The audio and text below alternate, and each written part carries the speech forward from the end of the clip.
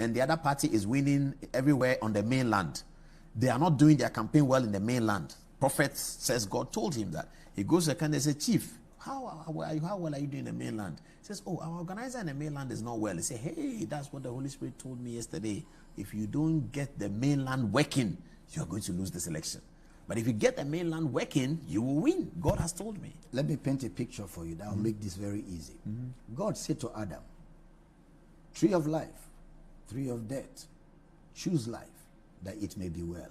He went quiet. Who went quiet? God. After he gave those choices to Adam. Adam is making the choice for death. God says nothing. God does not say anything. After Adam has died, God said, Adam, where art thou? So God does not interfere with the process. He allows you to run your process. No, I'm not talking about that, Doctor. Now, but I'm not talking about an Adam that God has given him a choice. No, I'm just talking giving about you, I'm just a giving David you, who is coming to God that said, God, you need to intervene in this for me. Yes. So I'm giving you a Bible pattern of how God gets involved with affairs, beginning from the fundamental one, which is God, sin, and man. So if in a fundamental, serious issue that has to do with the salvation of man, God only said to man, look at this, look at that, make this choice, and God goes quiet and says nothing through the process until man has finished making his choice, then God says, where art thou? That's the way God functions. So when it comes to other issues of men's lives, God will allow you look at the whole process, and he will give you some wisdom. Ultimately, you make the choice, and he does not interfere. When the outcome comes, you will know whether what you did was right or wrong. No, I'm talking about somebody who is coming to God and says that, tell me the choice. I am submitting.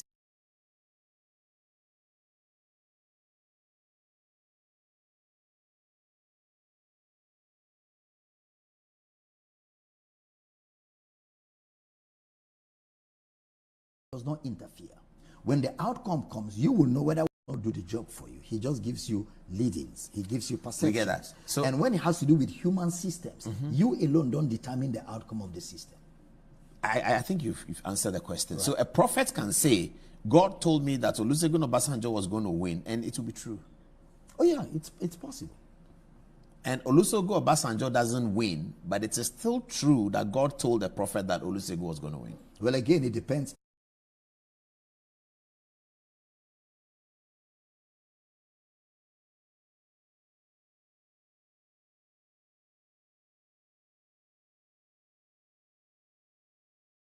And he does not interfere. When the outcome comes, you will know whether what you did. Puts it down on that table. One of the things he wrote down on the table was that during the balloting for places, a certain candidate will pick a certain ballot. It hadn't happened yet. It was 3 weeks, 4 weeks before the thing. Yes. I gave an interview. He spoke.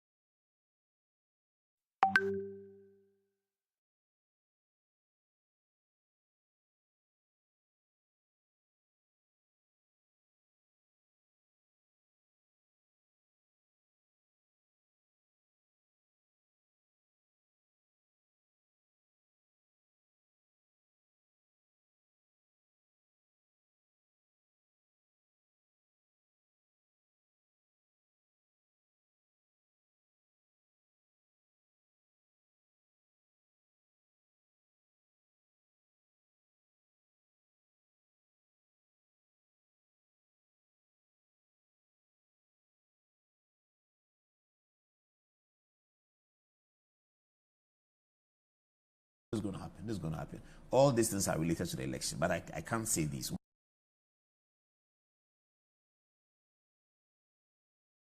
But again,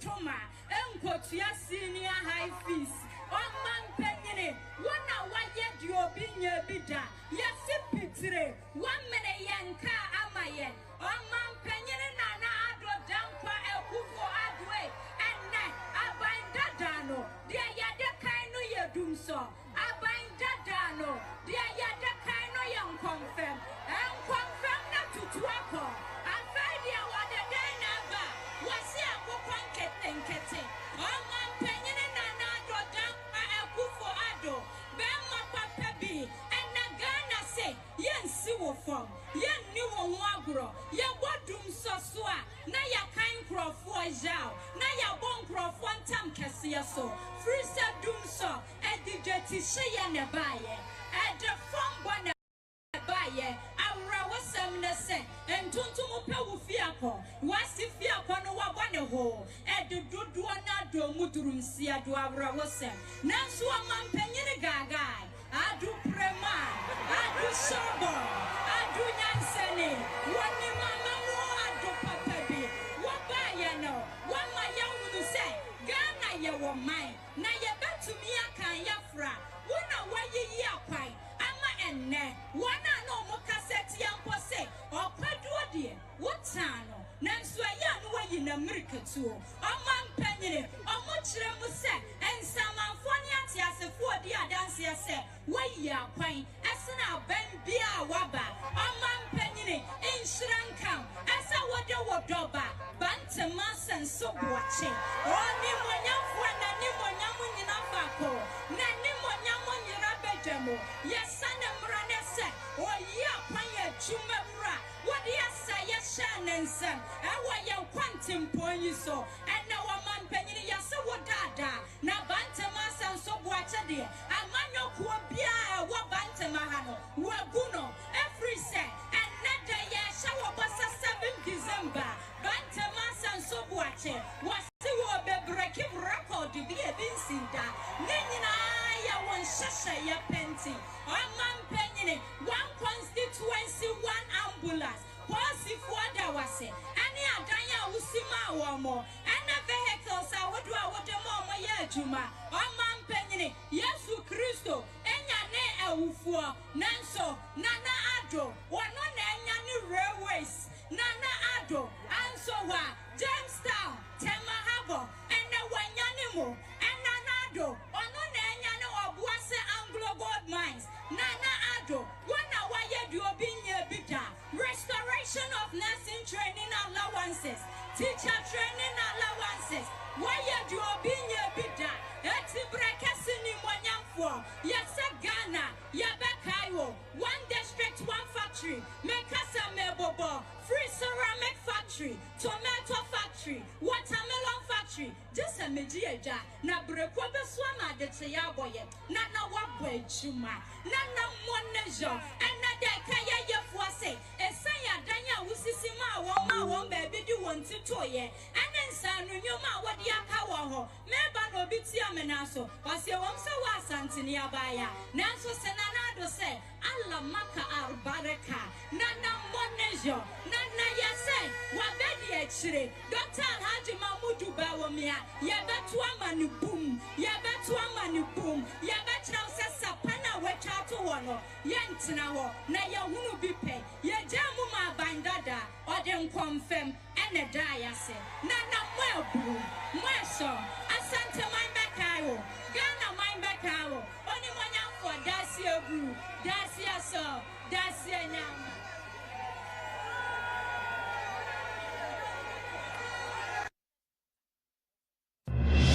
Hello and welcome to the show. Now with 11 days to go, Professor Smart Sapon's seeming credible research shows Mahamudu Bawumia at 49.1% of the presidential vote, followed closely by John Dramani Mahama at 45%.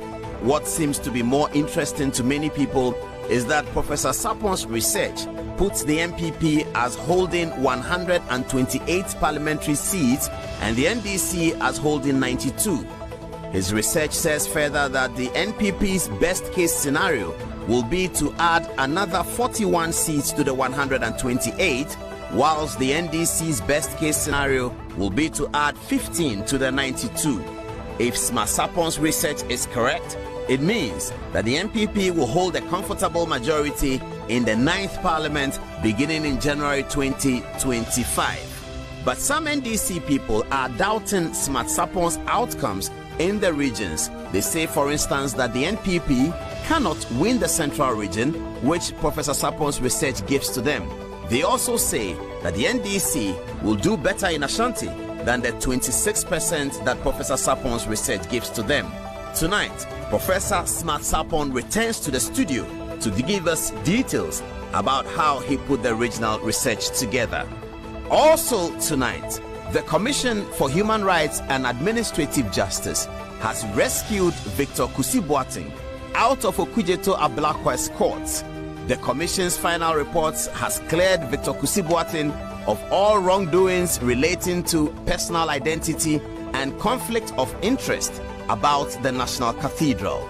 So, what was in the report, and how has Sraj so forcefully rescued Kusi Boateng out of the legislature's court, the same legislator who has history with the Isophoton scandal?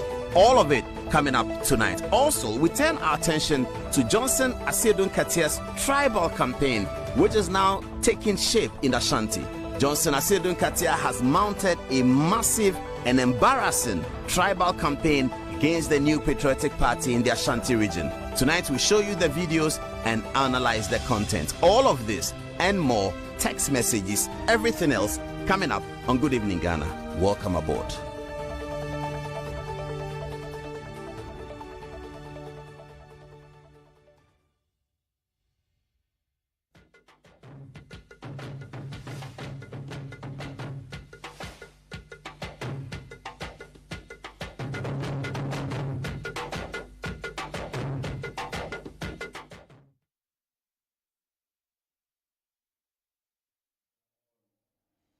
And make a date because we have a book launch this week. This week we are launching the book. I'll come back to it in a minute. Now, so if you've been looking at social media, good evening to you all viewers. Good evening, good evening, good evening. Welcome. I hope you had a good weekend tonight. We're going to have entertainment, education, and information on Good Evening Ghana. Forgive me if you get the sense that my voice is a bit hoarse because I think a cold is starting. I was in a breeze this afternoon. And it was good. Nana Agrada has been saying something. The other day she was talking about being an apostle of President Mahama. And Nana, good evening. How are you? She was talking about being an apostle of President Mahama and was concerned that Owusu Bempah, Reverend Owusu Bempah, my very good friend, had sort of muddied the waters, as she put it, by participating in the President John Dramani Mahama, former President Mahama's church program, and also proceeding to render a prophecy for the former president. This is how Agrada told her church that Mahmoud Bawumia is destined to win the election. I didn't say it. Agrada said it. Have a look at what she said. For today is 24th of November 2024. And God has revealed to me, today is Sunday, and God has sent a message to me to tell Dr. Mahmoud Bawumia. Jesus. He should not worry. That is the message. He should not worry. Beginning Reverend Dr. Evangelist Prophetess Mrs. Asiama, aka Agrada. That is what God has revealed number one, to me. That is what God has revealed to me. Number one. Dr. Mahmoud Bawumia. Yes, said you should not worry. It is possible. Now you go see the power of God. It is possible. God bless you. It is possible. Still possible. It is. He said Yesu see me can't share us here. So Nana Agrada said Yesu told her that Mahmoud Bawumia was going to win.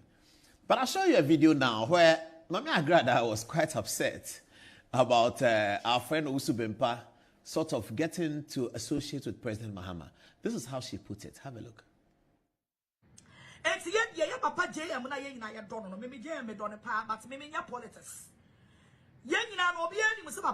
2020 a year a woman here. Our chance. Even the number 8 in the crash as our chance.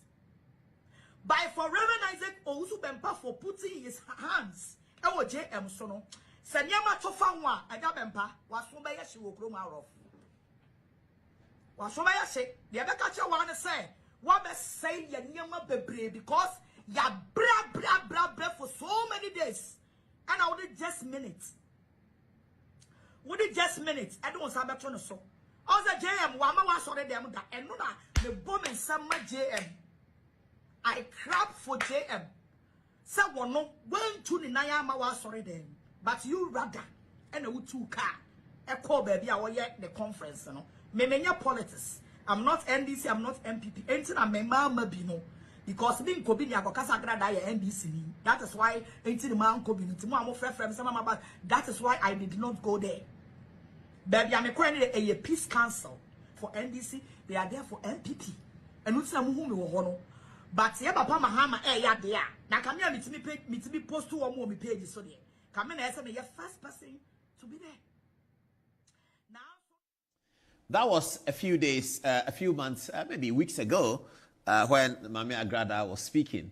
This one is just today or yesterday. Have a look. We showed it already. This time, if you're just joining us, we're just cataloging some of the social media favorite videos for this week, just before we get into our big stories tonight. We already told you what the big stories are. We have 3 big stories tonight. Professor Smart Sapon's research, we're coming to a firm conclusion on it. Commission for Human Rights and Administrative Justice has indicated that Kusi Boateng doesn't have double identity and there was no conflict of interest. And the money that was paid him from the National Cathedral is money that National Cathedral was reimbursing him for money that he had given to the National Cathedral, which he needed to give because of lack of time. They needed somebody to pay money quickly. He did, and they paid him back. We're going to get all that details tonight. And tonight we're going to be very critical of Johnson Asiedu Katia and tell him that his kind of campaign, the very big tribal campaign he's doing in Ashanti, is not very good. It's not right. It's not good for politics. It's not politics. It's not development. It's not democracy. We're going to show you the videos and we'll tell him that. And we'll tell every politician who preaches tribal in this election, which has just 11 days to go,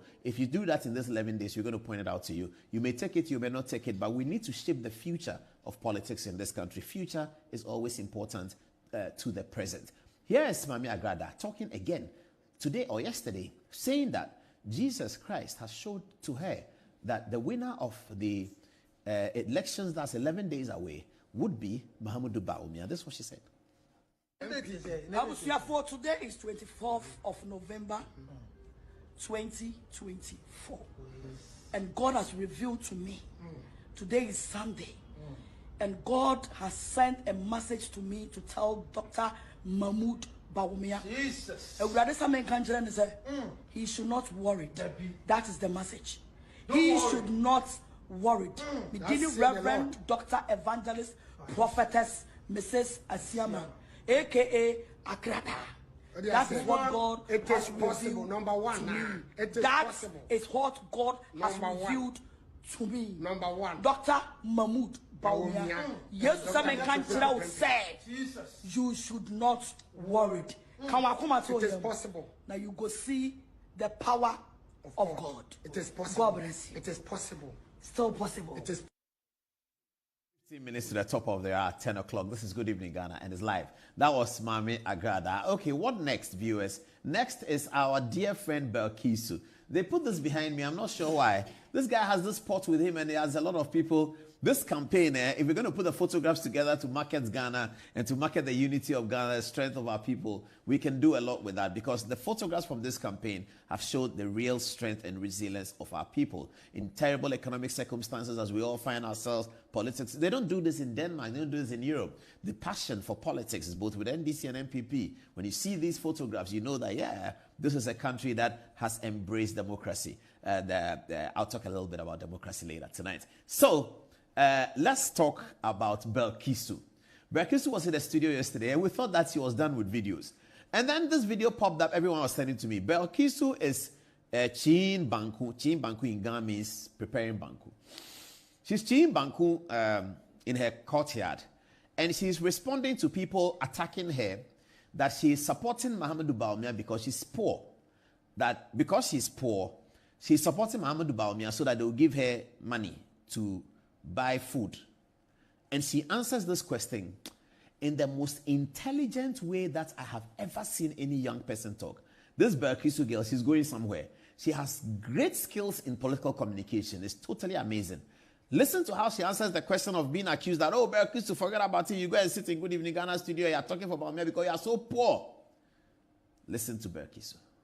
Videos, man for under the comment section will be saying, you are poor and you are supporting MPP. You are poor and you are supporting MPP. Me kasa nyankopo dia ni monyam say Bianca me ma wofo woska na say Bianca me free.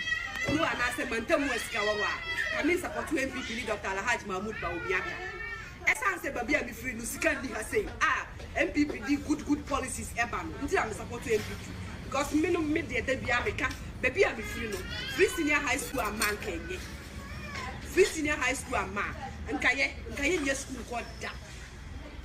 Free senior high school a man. Nkaye bi numu die. Nkaye ntimi kura nsi obi nkabo. Nti na me support MPP no. Muntu abama Dr. Alhaji Mahmoud Bawumia why. No meto free senior high school so nti sa dia. Ye bi numu die ye be shifra. Ye be shifra. Ye hu ba ye mopo because ya wufu onibi. Ade e tina ya wufu anko afo mama ye ndidi. Oh, me da mo simu ma. This Berkisu girl is going somewhere. She said that, yes, she's broke. And that's why she's supporting a party that has pro-poor policy. That the MPP policies are pro-poor. It is for poor people.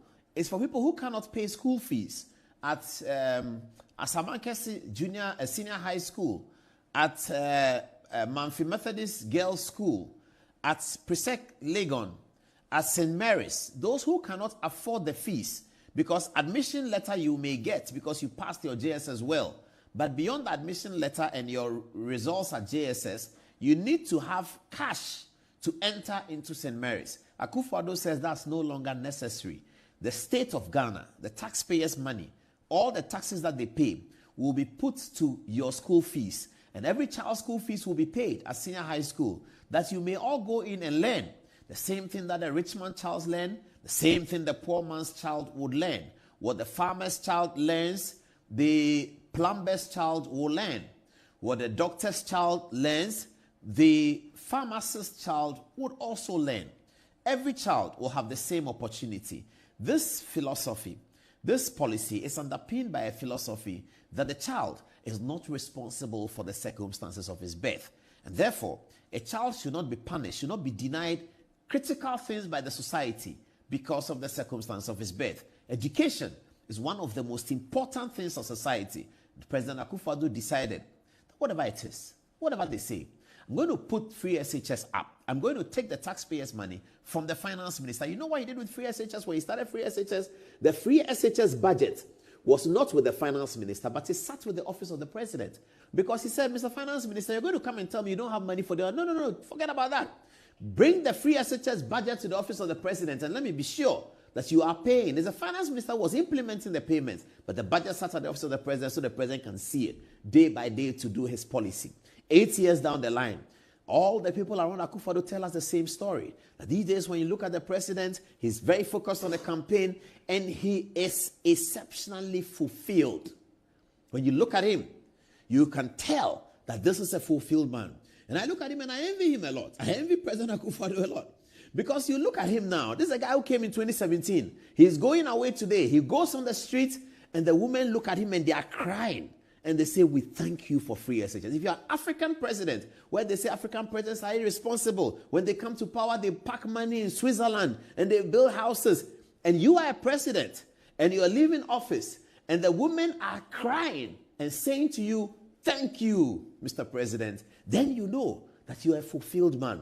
Not many presidents will be so fulfilled. There are presidents today whom we know who are not fulfilled. They want to come back to power. They are not fulfilled. Because when the Ghanaian people see them, they don't say thank you. When the Ghanaian people see the president, the former president, for some of them, they don't say thank you. They look at him and say, the former president, Senara. But Akufo-Addo is fulfilled. Because whereas people say what they want to say about him, the most ordinary Ghanaian, the most ordinary, when he goes around the campaign, they look at him, they say thank you.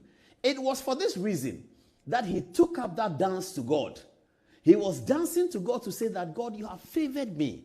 You have given me the idea to give to these Ghanaian people. Now, please, God, let my party cross the line on December 7th. Let my party cross the line, that they will continue to do these things. So people were looking at him at the church 2 days ago, and he was dancing to the Asante Hene, telling the people of Ghana that thank you, thank God, and thank you. Look at Akufo-Addo.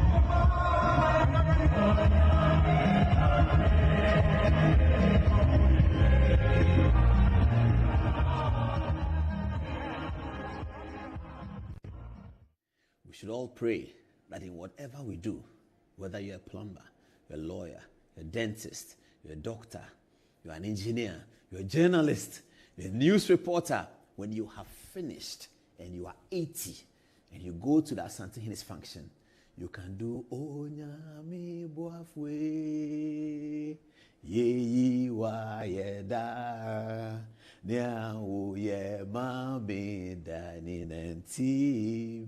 Show the president again. Show it last one. Show it again.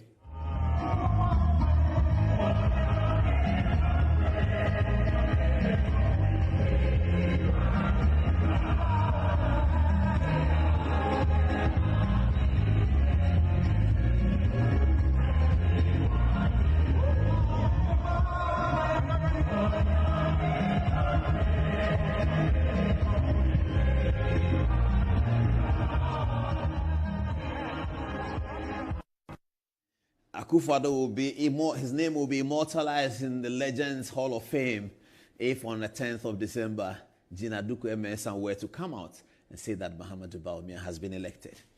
Some people are praying for that. Some people are praying against that. 11 days to go. We'll see whose prayer has been answered. Now, today I had an interesting day. I had a beautiful day because the book is ready. We are launching it on Friday. It's entitled Africa's New Constitutional Leadership, the 77 Stories that define Ghana's Fourth Republic. So what did I need to do? I needed to go to the Godfathers. So after we got the copies of the book, everything is here. It's now doing about, how many pages? Let me check with my glasses up. Ultimately 582 pages, and it's 137,000 words. If you look at it, you see all the young people who contributed and helped for us to put this book together. It's so heavy, it gets out of your hand very easily. So I went to see Mr. John Agyekum Kufuor to tell him about the book.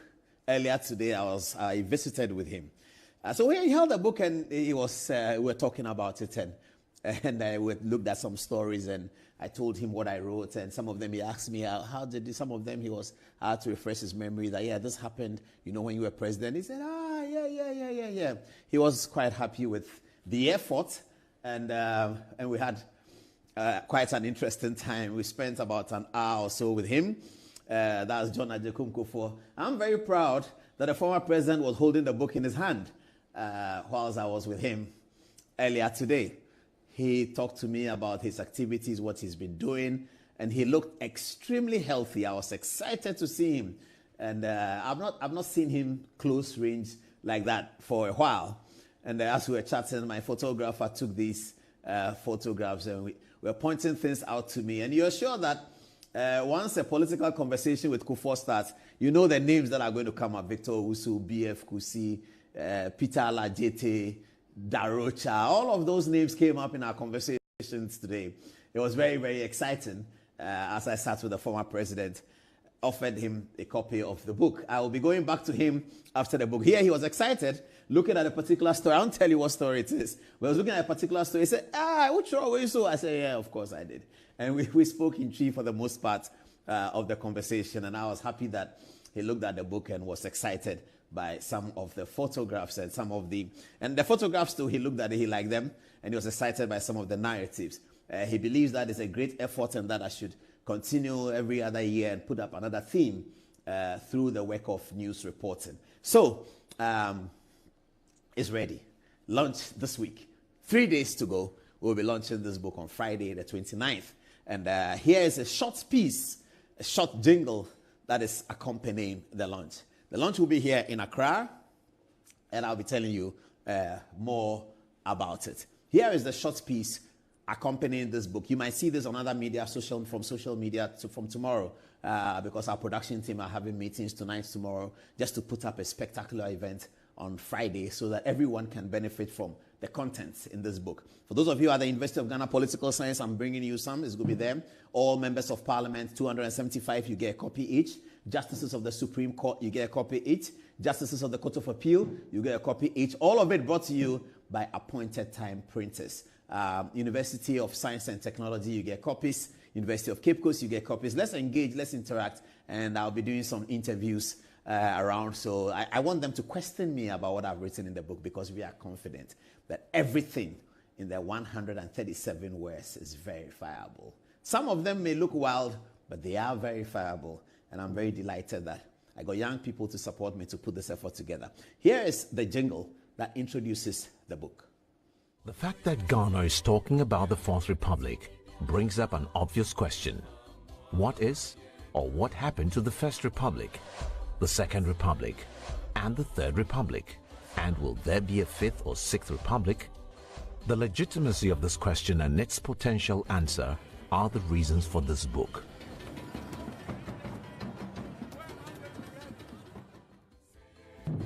First Republican Constitution.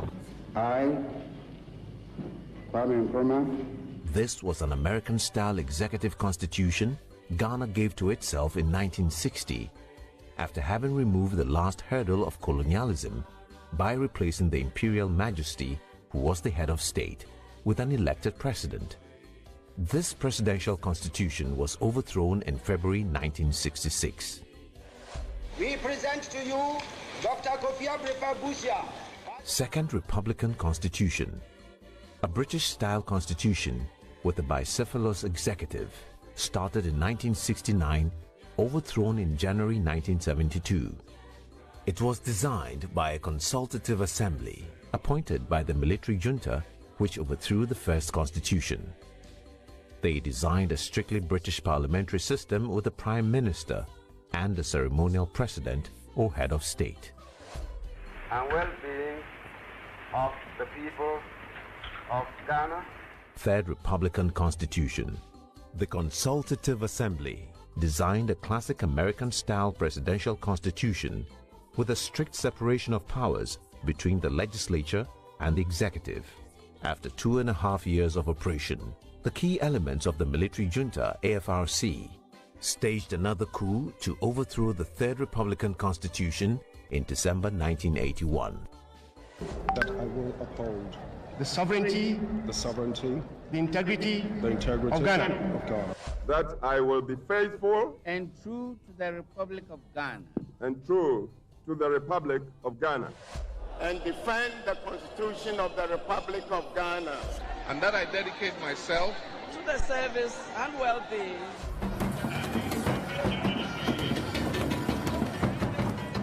Fourth Republican Constitution. This was designed by a consultative assembly appointed by the military junta, PNDC, that overthrew the Third Republican Constitution. They designed a hybrid constitution which has elements of the Westminster system and the American Constitution. Why this constitution has lasted over 3 decades and whether or not it could be sustainable in Ghana's fourth effort at a full democracy are the reasons for the 77 stories. All the stories are true and are written from the perspective of a political news reporter who saw the stories but also knew the backstories and many of the antecedents to the stories. Thus, the book is comprehensive, and its editorial stories published at the end indicates the verdict that the writer passes on some of the key issues. And finally, the book launch is Friday, 29th November. Make sure you do not miss it, and certainly grab a copy. Thank you. Friday, book launch. The Africa's New Constitutional Leadership, the 77 stories that define Ghana's Fourth Republic. It's a stories told by Paul Adomotri, the news reporter from Metro TV. Okay, viewers, it's always lovely to be here. Let's get onto the highway now. It's time for politics. Thank you. 3 days to go. We are keeping an eye on it. We have a lot of work to do between now and the 3 days, but we'll deal with it. Johnson Asedu Nketia is our next guest. We're going to talk about his tribal politics. I mean, I know that Johnson Asedu Nketia is a good man, and he's a politician. But what he's done now, it worries me. I mean, we've had a few, Lotto forecasts. That's okay.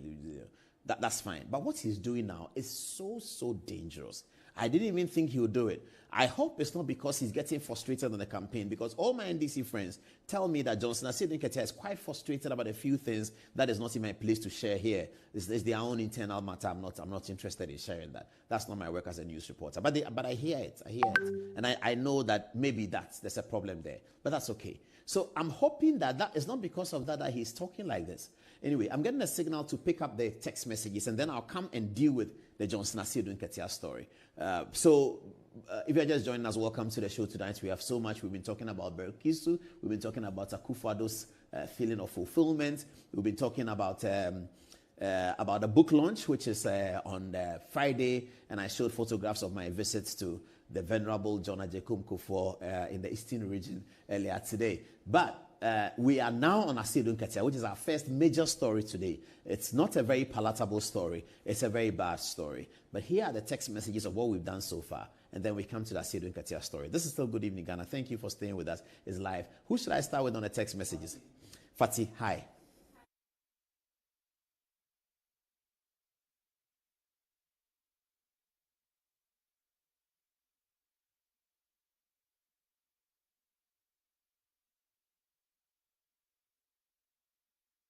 Friday. Hopefully, we'll have the Amazon version. Those of you who are brochure, you can get it. But it will be all over in Accra, so you can also get it. And in Kumasi, and in Takrade, and in Cape Coast. And so when you finish voting, you're a young man, you finish voting, you go home, you open to the chapters and you read it. And then at 4 o'clock, you go back to the center for the counting. If you like, you can read about the elections in there, because we've covered all the elections. So it'll be a good time after 7th voting. Read about 1992 elections. Read about 1996 elections. Read about in all the elections we separated into the campaign, the voting, the results, the ramifications. We've done all those categorizations. In most places, we've used tables to explain that. So go home and sit and read about the 2008 election. Read about, I will tell you my favorite election later on. But as I go around the interviews and you're listening to any of the radio stations I'm being interviewed, you can send a text message and ask the question. I'll be delighted to answer. Okay, Fatih, go on.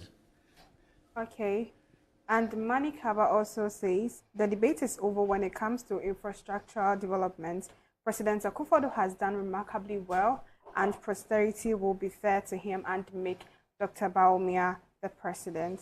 Lastly, from Mahami Adams, he says, good evening, Paul, and to all the crew. It's possible with Dr. Bawumia, inshallah. Bawumia is the only person amongst the presidential aspirants who we can entrust the future of this country into his hands. What do you have for us? So quite a number of people are also talking about the seeming vindication of the man with God. General Kuhlman says vindication, justice, or deliverance may not be immediate, but it is inevitable. Just as a child develops and grows in the womb before being born, vindication and justice may be gestating, preparing to emerge at the appointed time. Victory be to the body of Christ. And he adds congratulations to Papa Kusi Boateng. Latif Ibrahim, Paul, continue with the good work. I know that it will be possible, and people will faint when reality dawns on them. Also about the vindication of the prophet, Daniel Abdullah says, Mr. Paul, they planned disgrace for him, yet the Lord gracefully favored him. While they said he has done nothing for Ghana, he's favorably gained a last-minute name.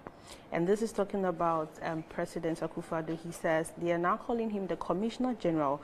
How beautiful it all turned out. What God favors, no man can disgrace. Akufo-Addo is blessed, and you rightly put the spin on it. Oheneba Ejapon, he says the most successful president of all times in the history of Ghanaian politics and governance, with a possibility mindset, Dr. Bawumia will surely carry on to lead the country after Nana Addo leaves office. It is indeed possible. And lastly, Destiny Reigns continues to talk about the president. He says Nana Addo is the best president ever in the history of Ghana, considering COVID-19 struggle all through to the unanimous development. He has blessed Ghana, and Ghana is blessed to have him. Ella. All right, so there's a lot of conversation about where people can get the copies of the book. As like Paul said, he's going to, give us more information about that as the day goes on. But let me read this text. But I have a text from one of my favorite social media friends, Amaoko Yawagomashi. She says, "Dear Mr. Paul, it's been a minute. This evening, I just want to tell you a zoo." And she has the NDC colors there. She's an NDC woman. Maoko Yawagomashi. Thanks for watching. Thanks for watching all the time and making comments about it. Yes, Ella, please continue. So Oheneba Japan says, all smiles, tears of joy I'm expressing in my heart for how far the Lord has fought this battle for Nana Addo, the most successful president of all times in the history of Ghanaian politics and governance. With the possibility mindset, Dr. Bawumia will definitely carry it on. This one is from Ibrahim. He says, the debate is over when it comes to infrastructure development. President Akufo-Addo has done remarkably well, and prosperity will be fair to him and make Dr. Bawumia president. Alaji Bob also says that Apostle Paul, my MP Vincent Okol, says I should say hi to you for him.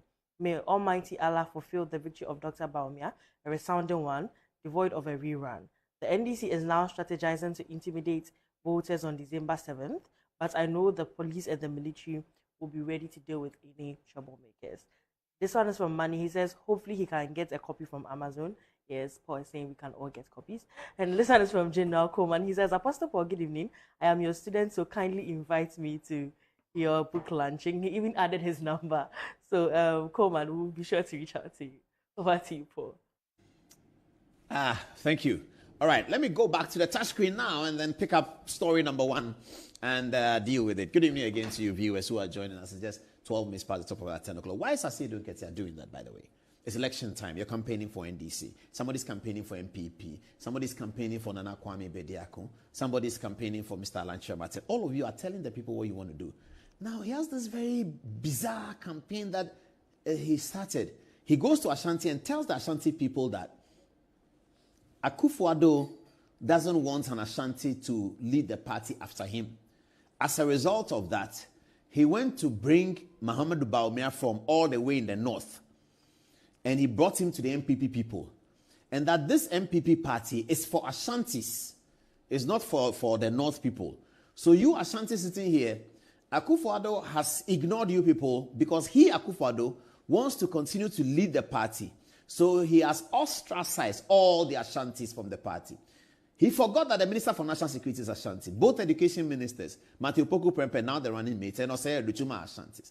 Cecilia Adapa is Ashanti. There are many Ashantis as Akufo-Addo's cabinet. Akufo-Addo's relationship with Asante man dates back to 1983 when he was a lawyer for Asante Kotoko for pro bono. But that's not even the point. How did Akufo-Addo bring Bawumia when the man was elected?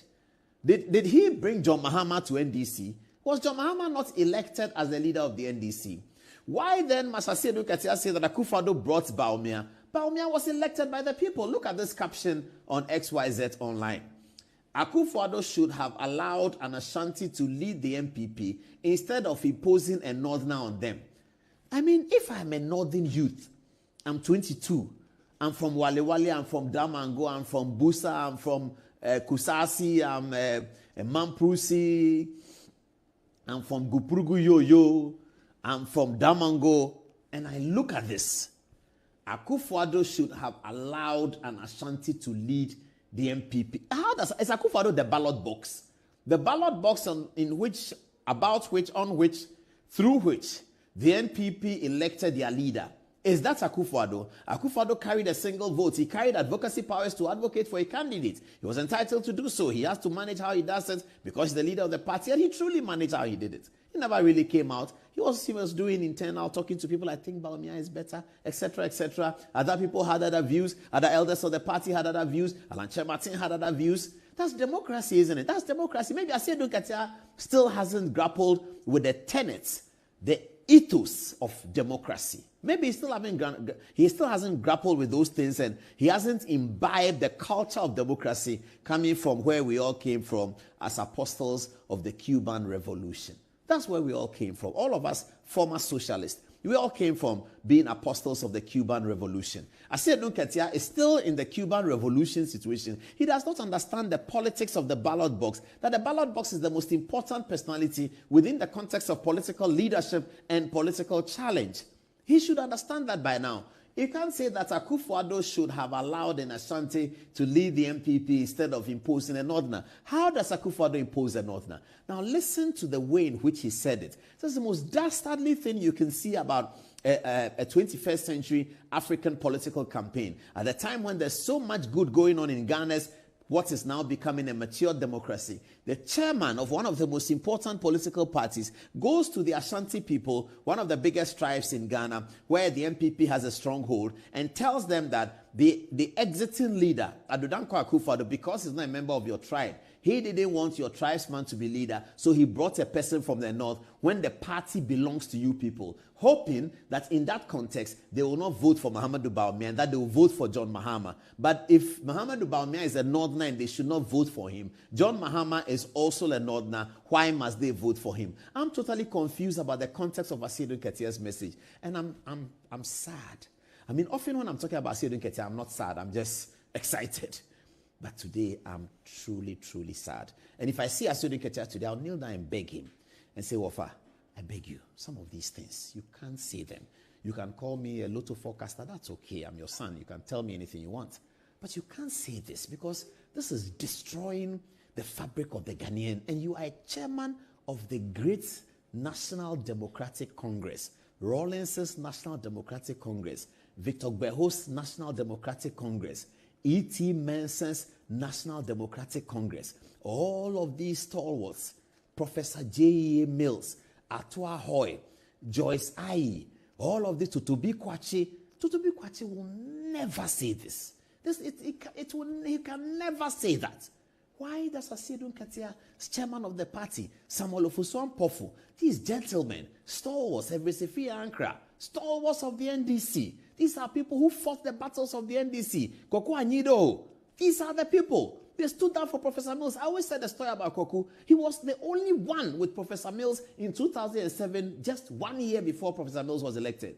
Professor Mills came out to sprint. Only Koku Anyido, one person was with him. You go to Kuku Hill, they say, oh, don't go upstairs, go downstairs. Koku is there. Koku will look at you because some of us, he knows, what are you looking for? I said, I want to see Prof. Is it for what? Okay, let's go. And he will take everybody to Prof upstairs. One man. These are the stalwarts of the NDC. Asiedu Nketia knows about these things. Why must he be conducting such dastardly campaign? I'm surprised. Here's the video. Sewakofano ama wababe bwao amwadi MPP akonwa no bia na wo kokra kama manenko pribi on fair terms akontompo bia ni na wo baba chichire wo mo party no ya wo mo dia party no free wo mo krom wa twere ho ma to ho se me ma santini bia ma akuku dam ne animonyam 40 se Adeni Monom, Dr. Prakunom, Alan Kasinom, Dr. Kotoa, Onone Papa ne de party no ba you. Achichiri mu nyina bomugala wi. Na sewako fano ama waba beboa amwadi MPP akonwa no bia. Na wo kokra kama manenko pribi. on fair terms a kontompo bi anim na wo ba ba chichire wo mo party no ya wo mo dia party no free wo mo krom wa twere ho ma to ho se me ma santini bia ma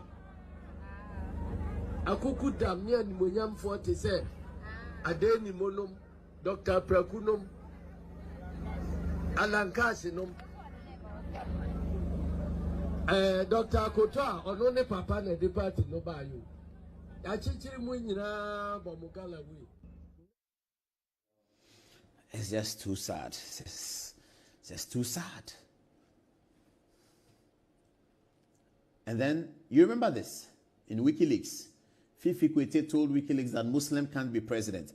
I think I get the sense of what is happening. The last time I was at the Accra Sports Stadium, viewers, when the Black Stars played, I had a detailed conversation with an important NDC person, whose name I will not mention, of course. Now, we're talking about the campaign, and he was talking about how on Good Evening Ghana, I'm running the Bawumia campaign, and sometimes I should do NDC a little bit, and just try to be fair. He was punching me, you boy, you're not fair every day, MPP, so why? Why do you do that? We like your program, stop that MPP thing, and why? So we got talking about politics. And then he was telling me, honestly, and when we talk on these platforms, we are talking honestly. We're not talking any NDC MPP, we're just talking very honestly as people who understand politics.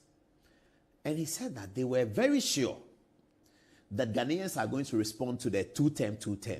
NDC were cocksure that Ghanaians will always respond to the 2-term. So when he said that, I told the uncle, but look, if you guys were to check the results of 2008, you will know that 2008 was just a slip through the pinhole. It was just a slip through the pinhole to give you victory. And Odanko Akufo-Addo had completely sold that up. He needed 25,000 votes and he didn't get it. He didn't get it because his party was divided, his government was divided. And so if you think of 2008, you should not suggest that Ghanaians are going to cocksure deliver 2-term to each party. Anyway, then he told me two other things. He said, the second thing that they were really sure about was that the NPP, being the NPP they had known from 1992, would never, ever elect a Northerner to lead the party. And I was shocked. I said, wow, uncle, how? He said, we were sure, Paul.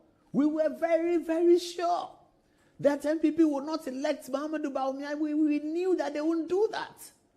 I said, wow. So those are the things you were banking on? He said, yes. And the third thing was that they were sure that by election 2024, free SHS will not matter. As in, free SHS will not divide the two parties, that it will equalize. Because something like National Health Insurance, it doesn't divide the two parties. Because it was implemented by John Ajekun Kufuor, my good friend I met today, and it was continued by Professor Mills. So when you say MPP brought National Health Insurance, yes, people understand it. But there are people who also went to hospital in 2009 and benefited from National Health Insurance. MPP would like to say the NDC destroyed it, NDC ran it down and all that. That's okay. But there are Ghanaians who went to hospital in 2010 when Professor Mills was president and they benefited from National Health Insurance. In fact, there are Ghanaians who took their National Health Insurance in 2009. So if today, 2024, you talk about National Health Insurance, it doesn't divide the two parties. National Health Insurance equalizes them. MPP did National Health Insurance, well, they brought it. NDC too did National Health Insurance. But free SHS divides the two parties. And this senior person was telling me that they didn't think it would divide the parties because on free SHS, one person said it's not possible. The other person said, I'll deliver it. And he has been able to achieve it. And the other man said that I can't do it. And then one of the things NDC did, which may have been wrong in 2020, was that President Mahama repeated the campaign against free SHS. This is where he said that if he has 2 billion Ghana cedis, he's not going to pump it into free SHS. By 2020, the NDC campaign was still pounding free SHS as an ill thought out policy. So that free SHS is dividing the two parties. Those who like free SHS, majority of them are going to elect MPP. Those who don't like free SHS, majority of them are going to elect NDC. But who doesn't like free SHS? Who? Who doesn't like it? Everybody likes it. Who do you have confidence to continue free SHS? All the surveys are showing the same answer. You ask the people, Who do you have more confidence that they continue free? Oh, Mahama Bawumia. It's running through. So these are the things that our NDC are working on with 11 days to go, hoping that they can overcome some of these challenges and then win the election. The MPP also have challenges that they are hoping to overcome and then win the election. We see what happens in November. But if you look at this concept, then you understand what will happen in December, with 11 days to go. If you look at this concept, then you understand why President Mahama spoke the way he spoke. Listen to President Mahama speaking, I think a year ago. Have a look. Sometimes I feel sad when I see some of our northern brothers running around and also doing this. They will use you and dump you. Ezu, I want to live to see the day. You let anything happen today, and let our brother Bawumia say he's standing for president in MPP. They will never give it to him. I can assure you. When the misfortune hit us, and our father, Professor Mills, passed away, the Constitution said that the vice president should take over. I did. But then we're close to an election. If it was another party, they would have insisted that there should be a Congress. And in that Congress, I would have been contested. And they would have given the leadership to somebody else.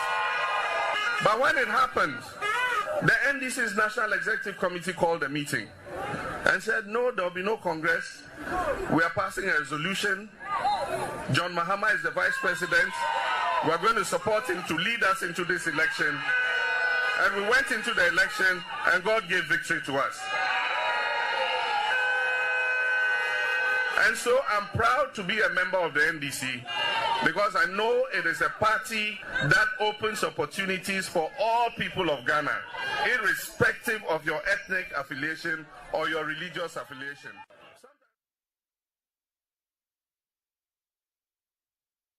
So sometimes you get the sense that the conversation I had at the stadium was correct. This is John Mahama speaking, I believe, years ago, not months ago, years ago. And he said that MPP, they will never allow Bawumia to lead their party. And this guy was telling me at the stadium that it was their considered opinion.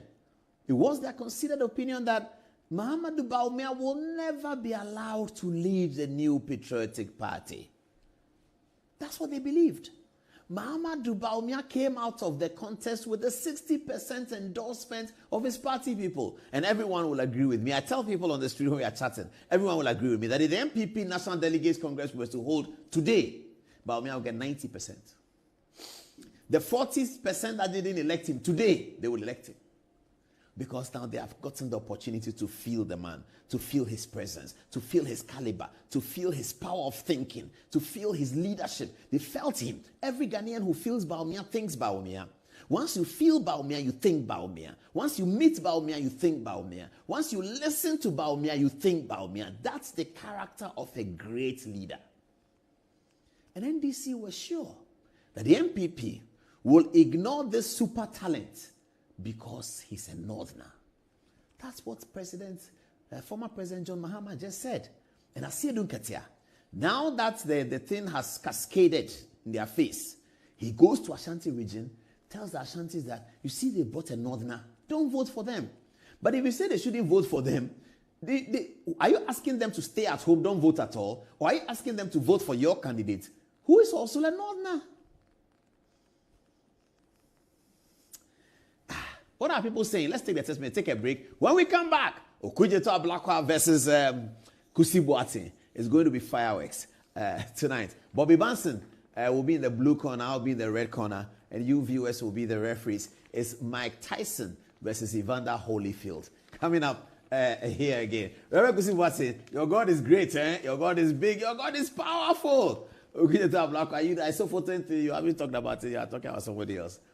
Anyway, Martin Amidu said he will see you at Blackrock for taking Isophoton money. And he went to Supreme Court. He has things we've forgotten. Anyway, he's our friend. But on this one, he got it wrong. Kusi Boateng got it right. He comes out of Sriracha smelling of roses.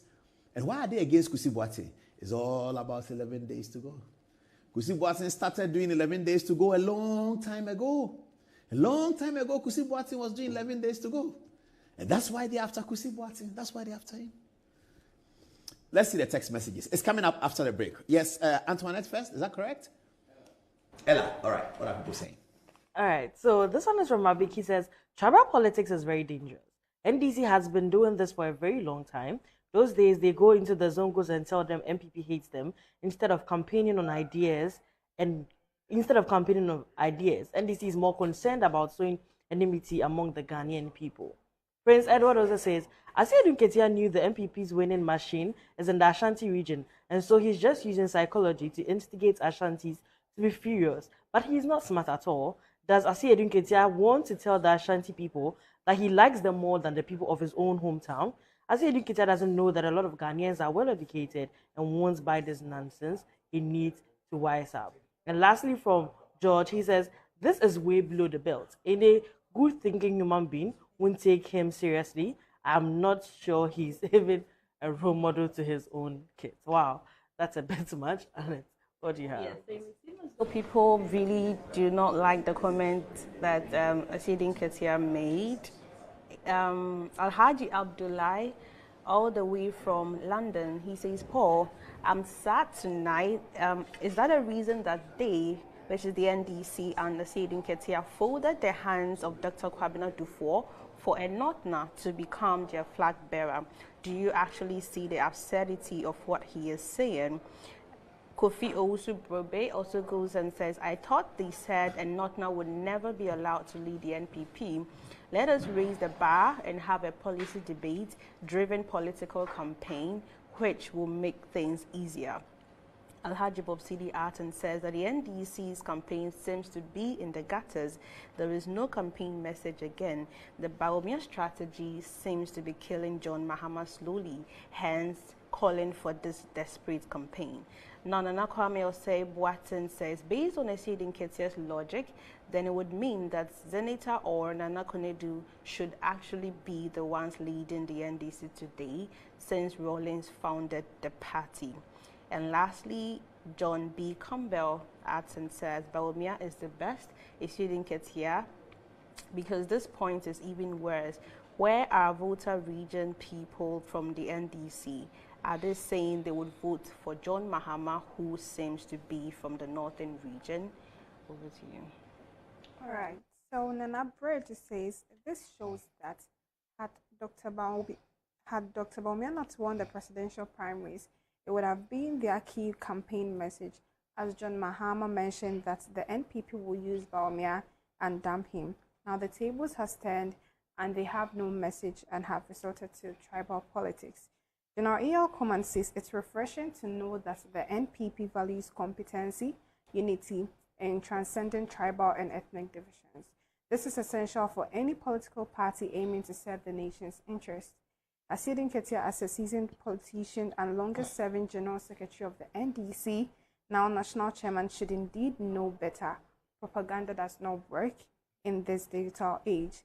George Oforia Amanfo says, this is unfortunate statements coming from the chairman of the NDC, but he will feel we the Akan people will join our brothers in the northern region to vote for Dr. Bawumia and NPP.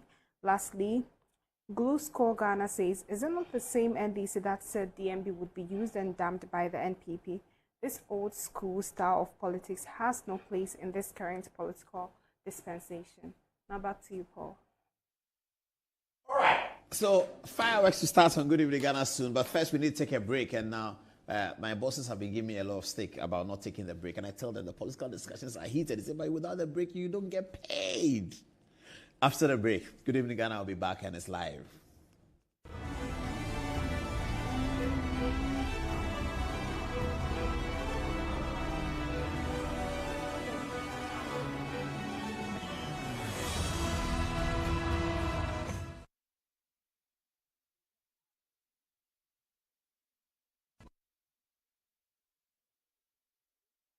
The fact that Ghana is talking about the Fourth Republic brings up an obvious question. What is or what happened to the First Republic, the Second Republic, and the Third Republic? And will there be a Fifth or Sixth Republic? The legitimacy of this question and its potential answer are the reasons for this book.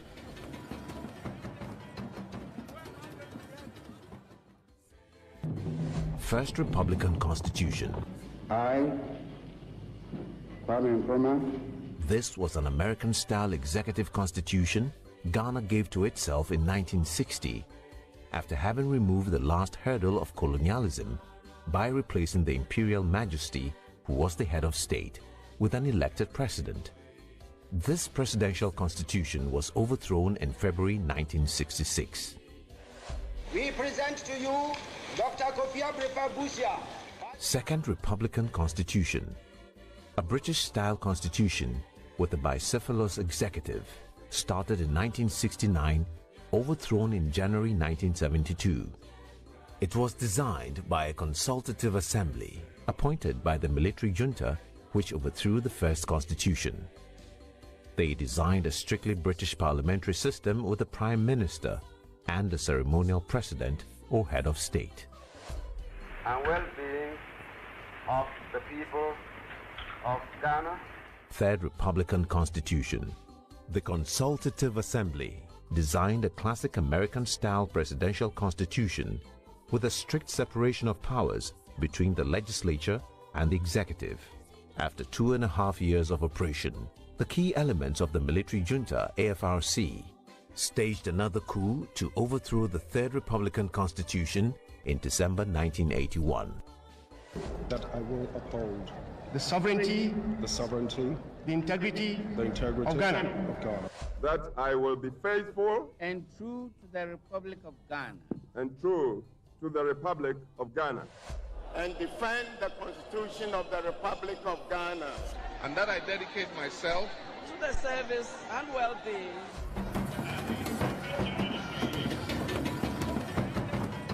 Fourth Republican Constitution. This was designed by a consultative assembly appointed by the military junta, PNDC, that overthrew the Third Republican Constitution. They designed a hybrid constitution which has elements of the Westminster system and the American Constitution.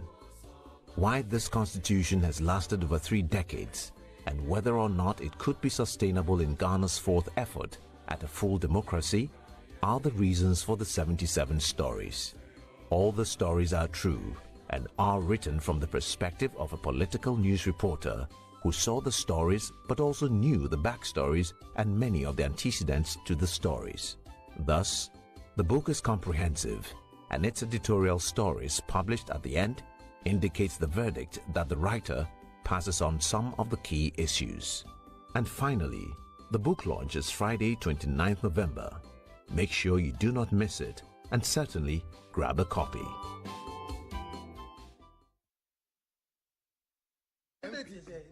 For today is 24th of November 2024, and God has revealed to me today is Sunday, and God has sent a message to me to tell Dr. Mahmoud Bawumia. Jesus.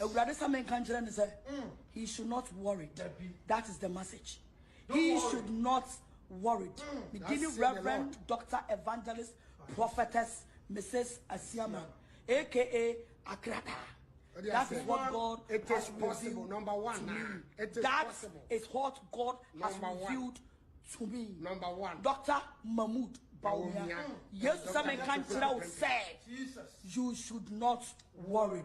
It is possible. Now you go see the power of God. It is possible. God bless you. It is possible. Still possible. It is. It's yet, yeah, Papa JM, and I don't know, maybe JM, don't pa, but maybe your politics. Yang in an Obian, Mr. Papano, 2020, a year, a woman, our chance. Our chance, even the number 8 in the crash, our chance. By for Reverend Isaac also Bempa for putting his hands, our JM Sono, Sanyama Tofanwa, and Yabempa, was so by a she will grow out of. Was so by a say, the other catcher want to say. What best say ya nyama bebre because ya bra for so many days, and I would just minutes. Would it just minutes? I don't want to so. Also JM, Wama was already them that and no the bomb and summer JM. I crap for JM. Someone no 1 2 9 was already, but you rather and a 2 car. A call baby, I will yet the conference, you know. Me politics. I'm not NDC, I'm not MPP. Anything I'm a mama bino. because being Kobi NBC. That is why that is why I did not go there. Baby, I'm a peace council for NDC. They are there for MPP. And we say who but yeah, Papa Mahama, yeah, there. Now come here, me to be post 2 or more pages so there. Come in and say me your first person to be there. Now, so no, Osman go up. And no, yeah, Papa Mahama, a dear media penna summer bomb and summer man say 1 to 2 the Naya ma a job and power, sorry, damn home. A ya woman and I will hear then who call the Naya say. Now, you will say, really, dear, and the woman JM Dana. And the home, I ain't now, I didn't hear me go from say, really, the home JM Dana. I know we are to JM, so no. Say, Namia, wow, Nasa ya tua baby pa, Nasa bibi tofa one, bibi tofa one, di donyame. A better brody, a better brody rough, a better brody rough. A better brody, papa, a better brody. And that me me castle prophecy and tro, minka, and yan tro, who say Yamina say, see ever train, Naya to a banner ye. Naya to a banner ye, the JM and to me and really dear, and ye, also by Padie. Because yet the any brandy how you never about the fielso. Yet the any brandy how you never about the fielso. Because you need someone walking cover JM. The fact that Ghana is talking about the Fourth Republic brings up an obvious question. What is or what happened to the First Republic, the Second Republic, and the Third Republic? And will there be a Fifth or Sixth Republic? The legitimacy of this question and its potential answer are the reasons for this book.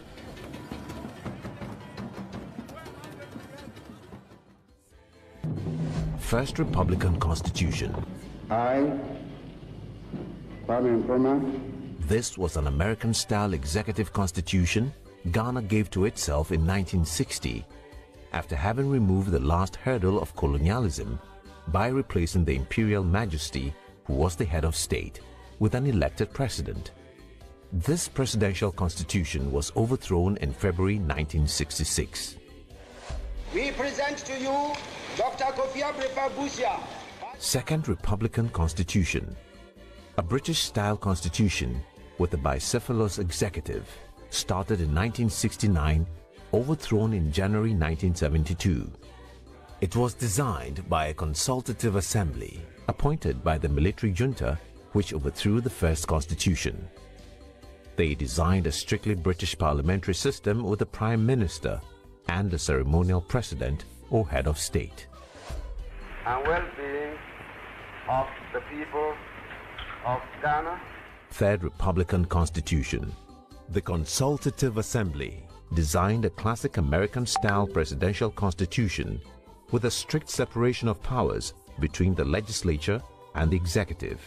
After 2.5 years of operation, the key elements of the military junta, AFRC, staged another coup to overthrow the Third Republican Constitution in December 1981. That I will uphold the sovereignty, the integrity of Ghana. That I will be faithful and true to the Republic of Ghana. And true to the Republic of Ghana. And defend the Constitution of the Republic of Ghana. And that I dedicate myself to the service and well-being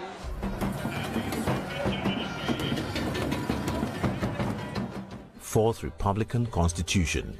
This was designed by a consultative assembly appointed by the military junta, PNDC, that overthrew the Third Republican Constitution. They designed a hybrid constitution which has elements of the Westminster system and the American Constitution.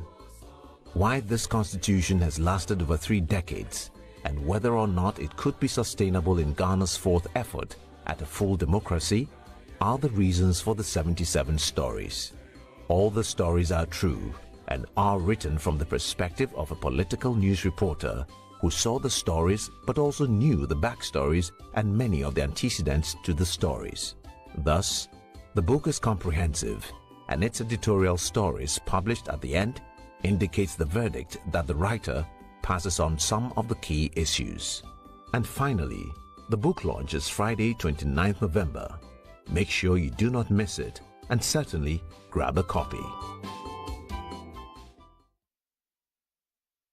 Videos are man for bebre under the comment section will be saying say you are poor and you are supporting MPP. You are poor and you are supporting MPP. Me kasa nyankopo dia nyimonyam say Bianca me ma ufo woska na say Bianca me free. No ana say mantamu woska wawa. Kami support MPP ni Dr. Alhaji Mahmoud Bawumia. Esan say baby am free no sika ni say MPP di good policies eban. Nti am support MPP. Because me no me de bia meka baby am free no. Free senior high school a man kenye. Free senior high school a man. Nkaye nye school ko da. Free senior high school a man. Nkaye bi no mu de. Nkaye ntimi kura nsi obi nkabo. Nti na me support MPP no. Muntu abama Dr. Alhaji Mahmoud Bawumia why. No me to free senior high school so nti sa dia. Ye bi no mu de ye be hwefra.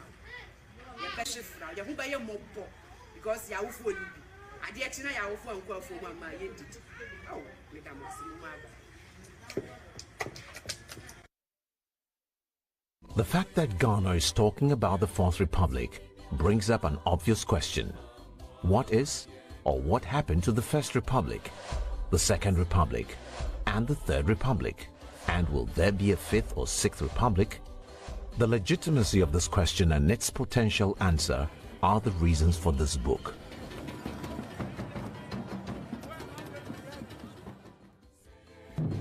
First Republican Constitution. I, Kwame Nkrumah. This was an American-style executive constitution Ghana gave to itself in 1960 after having removed the last hurdle of colonialism by replacing the imperial majesty, who was the head of state, with an elected president. This presidential constitution was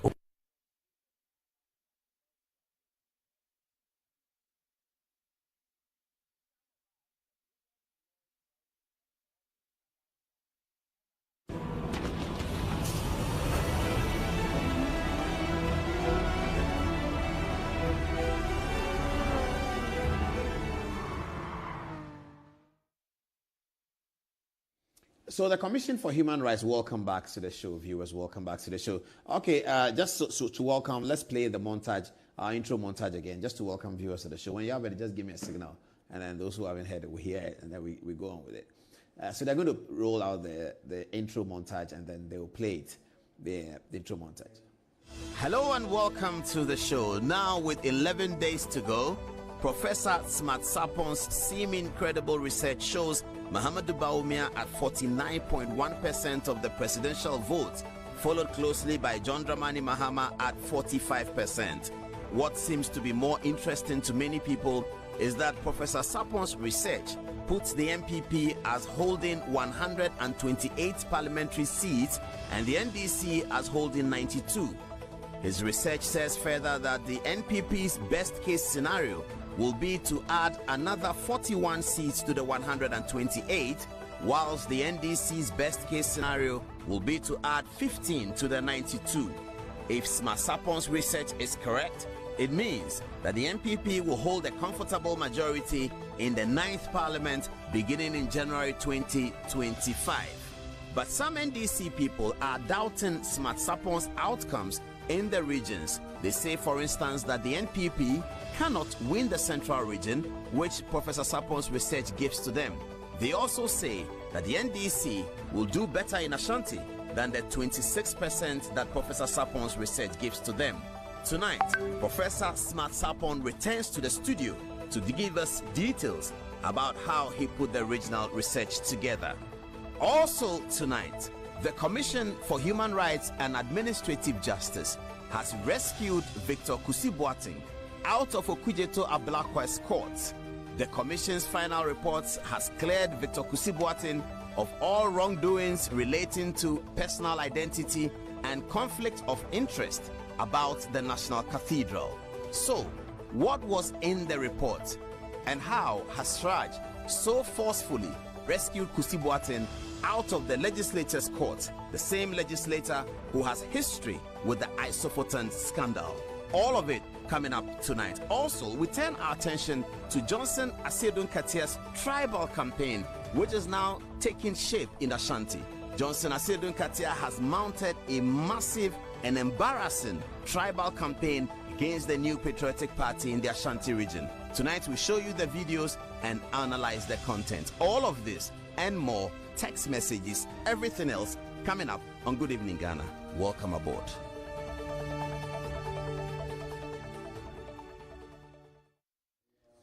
Victor Kusi-Boateng and Okudzeto Ablakwa. I'm guessing that maybe we must have Smasapon in the studio on Thursday so he can sort of walk us through it. By then, another research I understand is coming up on Wednesday, tomorrow. Another research is being released tomorrow, and that we wait to see what that says about who is winning and who is leading. But all the researchers are good and the educators, but the most important poll is the one that has just 11 days to go. And when that poll is counted, that will be the real story. Now, though, we turn to the Commission for Human Rights and Administrative Justice. So we all know that the National Cathedral was proposed by Nana Addo Dankwa Akufo-Addo. A company was set up to do it, and many people supported it. I supported it. Many Christians thought it was a good idea. I still think it's a good idea. I believe the next president of Ghana must build it. If he doesn't build it, the next one will build it, and one day we must have a cathedral that we can call a cathedral for God. It is true that Christians of the New Testament say that God is not worshipped in a building, and that God is not worshipped, is worshipped in spirit and in truth. But if leadership dedicates a portion of your country to the service of God, I believe God recognizes that. God is not going to ignore that a person has dedicated a portion of his country to the worship of God in your own house. Those who worship, those who practice other worships, a lot of them have altars in their home. And when you go there, that altar is dedicated as a temple to the God that they worship. And so if you worship God and you dedicate a portion of anything to God, I believe that heaven recognizes it. It doesn't mean that God is limited to that place. No, God is too big to be limited to a room. Even back in the days of the Holy of Holies in Israel, God was not limited to the temple or that Solomon built. God was not limited to that. God cannot be limited to anything. But he wanted them to build a temple in Jerusalem as a memorial to show that they have given out of themselves a portion of themselves dedicated to the God, the Elohim. That's what it is. Akufo-Addo and the people who dreamed the cathedral were not saying that God is going to stay in the cathedral and that when you walk out of the cathedral and you reach the stadium, God is not there. So when you are at the stadium, God is at the cathedral. If you can run, you can touch God at the cathedral. He's not at the stadium. God is everywhere. The air is God. Everything is God. He's omnipresent. So God is everywhere. So when we talk about cathedral, we do not mean that they are going to limit God. And I heard people on radio, God doesn't live in a house. The Bible says that God, but of course it says, now therefore the Father shall be worshipped in spirit and in truth. That's a foundational scripture that shows that God doesn't live in a house. Because, and now therefore, written in the Bible, connotes the departure from a certain past. If you read the scripture, you will see that the expression of now therefore, it connotes a departure from a certain past. So this is the new one. We are the new one. It says, now therefore the Father shall be worshipped in spirit and in truth. No more in the Holy of Holies. We all understand that. But this is about dedication. It's about dedicating something that belongs to you to God to show that there is nothing that you receive that didn't come from God. To show that God is and you are not. That you are because he is. You remember when we were doing religion in university, we learned a Latin phrase, Gogito ego sum. You remember that one? Gogito is ego sum. I am because I breathe or something like that. Can somebody Google? I've forgotten. Reverend Kuduaji taught us. And we used to joke with it in Commonwealth Hall and call people nicknames. Gogito ego sum. So you are because God is.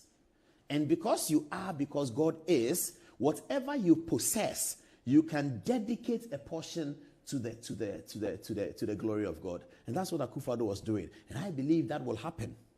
It will happen. But it became political. And I'm beginning the story now. I'm beginning the story, my lady. I'm beginning the story. But it became, and the one I said before is another story. But it became political. Because Okudzeto Ablakwa here, the other day he was studying at Presec, the best school that some of us got the opportunity by the grace of God to study in. He studied there too. But he studied for a shorter time. We were there for longer. That means nothing. So Ablakwa here is a legislator. He's of the National Democratic Congress. So his photograph is near his party's flag. You can see that. It's beautiful, isn't it? Now, he decided to be an anti-corruption crusader to foster his career. Good decision. And then he decided to come on the National Cathedral. He rained all the insults in the world on Osofo Victor Kusi Boateng. He alleged that Victor Kusi Boateng is so bad that Victor Kusi Boateng has two identities. That he calls himself Victor Kusi Boateng, and then he calls himself Reverend Edu Jemfi. Because that if you take his passport, his name is Reverend Edu Jemfi, passport 1. You take passport 2, his name is Reverend Kusi Boateng. Ablakwa went beyond that. He said, in fact, Kusi Boateng, as a member of the Cathedral Company, has actually received money from the cathedral directly, because the government of Ghana used the taxpayers' money as a seed fund for the cathedral. And this was announced in Parliament by the Venerable Ken Ofori-Atta, the Minister of Finance, as he then was in 2019. He announced that the state was paying money. And then we're all in the United States. I was there in Washington, D.C. that night, where a fundraiser was organized. President Akufo-Addo was there. The Venerable Archbishop Duncan Williams was there. Sonny Badu was there. He made the music. He sang. And we had a great time in Maryland, way back, 2018 or something like that. So, but the seed money had come from government. So it was a big deal. It was government.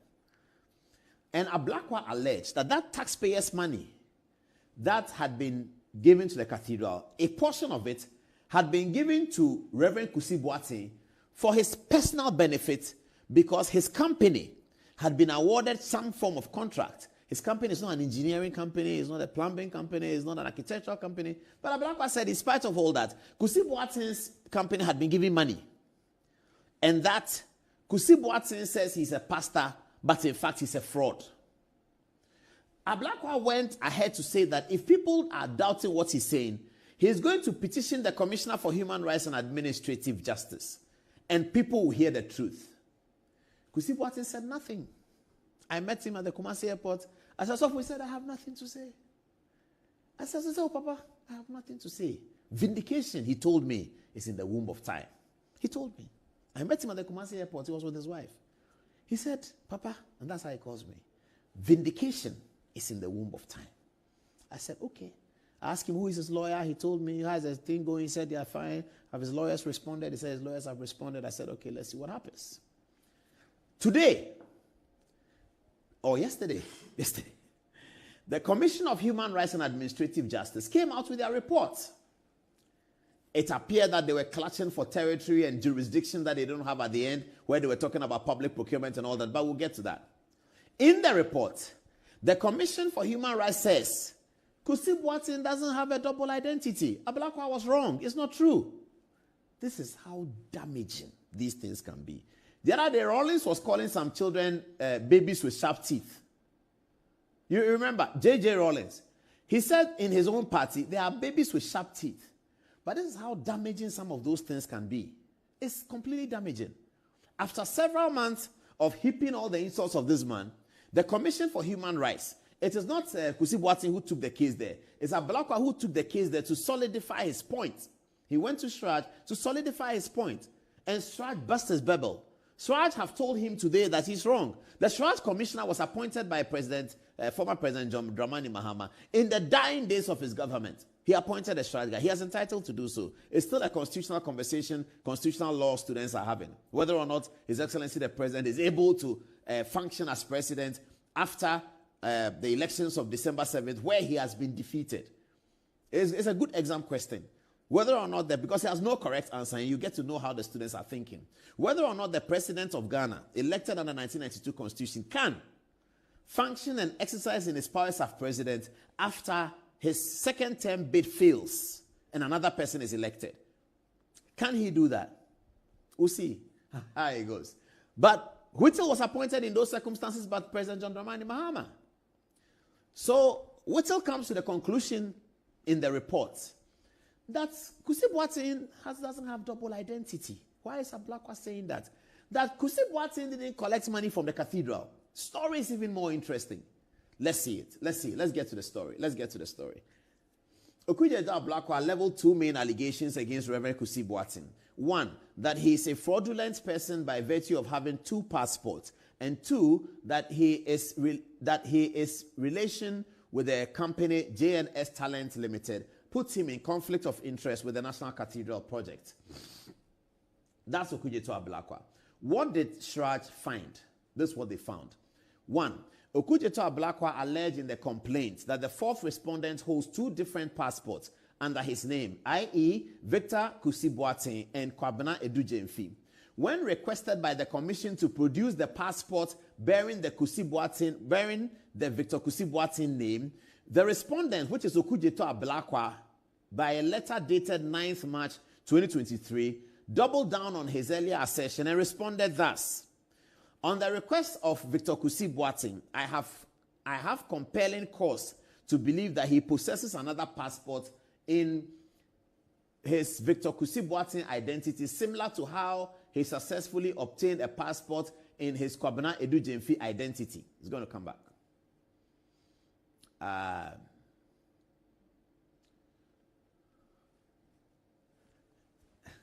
What's the time?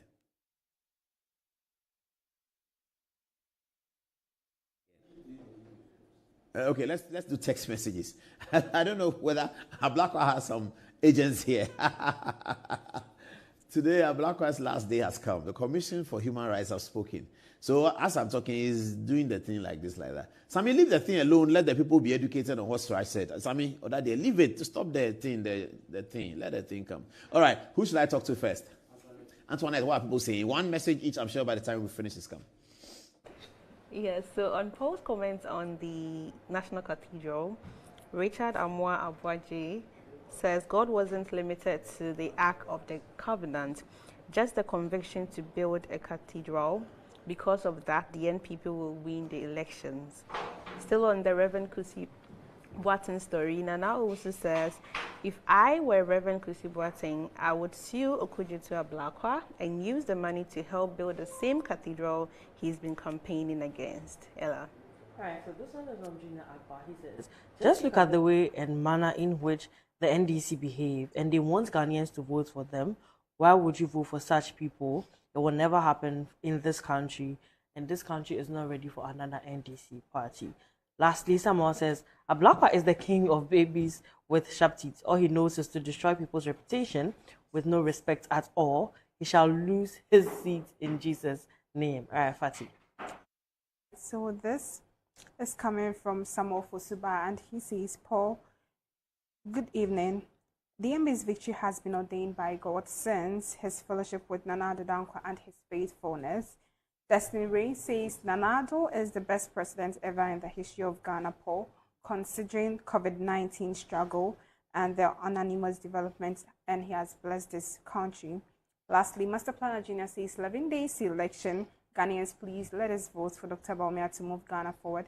He's number 1 on the ballot paper. Back to you, Paul. Screen is back. Thank you. So what did Strach find? Now we know the background already. What did Strach find? Okay.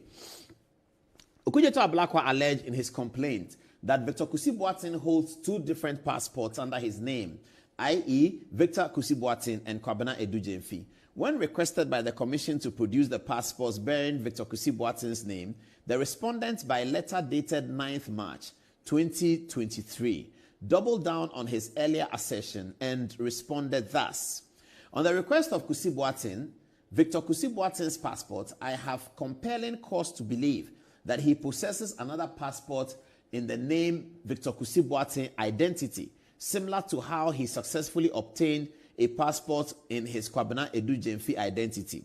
So far, I have secured his Kwabena Edujemfi passport, including a diplomatic passport, which I duly attached in my January 16. The search, however, continues for his Victor Kusi Boateng passport. You see how dishonest some politicians can be. You came out to tell the whole world. This is Okudzeto Ablakwa. He's totally dishonest. You came out to tell the whole world that Kusi Boateng has 2 passports. One is Victor Kusi Boateng. The other one is Kwabena Edujemfi. They are all his identity. And sometimes they even have the same TIN number or something like that. They have different TIN numbers or the same TIN number, something like that. You told the whole world. You told Joy FM. You told City FM. You told press conferences in Parliament. Then you go to the commission and they say, go and bring the 2 passports. Then you tell the commission that the search, however, continues for his Victor Kusi Boateng passport. How crass. How crass. How devious. How evil. Evil. You tell the whole world. so that Pastors Kranchiankra and Isaac Kwe go and lay hands on you to help you to protect Ghana's money because you are an anti-corruption fighter. You tell the whole world that Victor Kusi Boateng has 2 identities. The commission says bring the 2 identities to begin the investigation. You say I have found one. As for the other one, I am still searching. How crass. Ablakwa, you are embarrassment to PRESEC on this matter. How can you do that? You tell the whole world that the guy has 2. So at the time you were telling the whole world that the guy has 2 passports, you didn't know that he has 2 passports. You didn't know. But you sat on Joy FM and you tell the whole world. I mean, if I'm a politician, anytime I meet Ablakwa on radio, I say you can't talk. You are the one who sat here and told the whole world that Kusi Boateng has 2 passports. When Shai said bring it, you said you were still searching. That's all you finished with him. Ablakwa cannot, that's why they can't come on Good Evening Ghana. Because you see, when you come on Good Evening, the things I will ask you, look at this. If anytime Ablakwa appears on radio, I will say, I will not believe what you are saying. You told the whole world that Kusi Boateng has 2 passports. When you went to Stride and they said, produce the 2 passports, you said the search, however, continues for his Victor Kusi Boateng passport. Shame on you. Shame. Totally evil. God forgive them. Kusi Boateng will forgive them. Because God forgives us all. Totally shameful. You broadcast that you are the King Kong of corruption. You went to do isophoton. Martin Amidu is looking for you. Forgotten about it. You are the King Kong of corruption. And then you tell us that Kusi Boateng is a double identity man. You go to Shraj, present the report. Where are the 2 passports? The search, however, continues for his Victor Kusi Boateng passport. Have you heard that before, viewers? Have you heard something before? To effectively resolve this issue, the Commission, by a letter dated 10th July 2023, requested information on passports under the name Reverend Victor Kusi Boateng and Kwabena Edu Jemfi from the Passport Office of the Ministry of Foreign Affairs and Regional Integration. On the 14th day of July 2023, the Passport Office, which is the body responsible for the issuance of passports and other travel documents in Ghana, per Exhibit 37, after stipulating the various times that the 4th respondent in the name of Kwabena Edu Jemfi was issued with ordinary and diplomatic passports from 2016 through to 2021, indicated that, quote, there is no Victor Kusi Boateng in the passport database.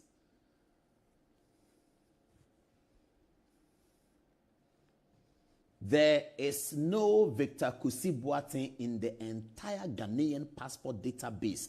But a legislator, Okujeto Ablakwa, told the whole Ghana that Kusi Boateng has 2 passports. One is Kwabena Edu Jemfi, one is Kusi Boateng. Come and show it. He is still searching. Today he's searching. For the next 11 days, he will be searching until he goes to vote. He'll be searching. Ablakwa. Rollins said it too. J.J. Rollins. I didn't say he's there. Rollins said it. We didn't listen. We were all laughing. We were dancing with it. Babies with sharp teeth. Babies with sharp teeth. Babies were dancing. Today we are seeing it. Rollins said it. The data. Where did I get to? There's no Victor Kusi Boateng in the passport database. The data provided the commission shows that Victor Kusi Boateng currently holds 1 non-extant passport number, so, issued on the 27th of October 2021 and set to expire on 26th October 2031, and 1 diplomatic passport number issued so, expiring in sometime 2025.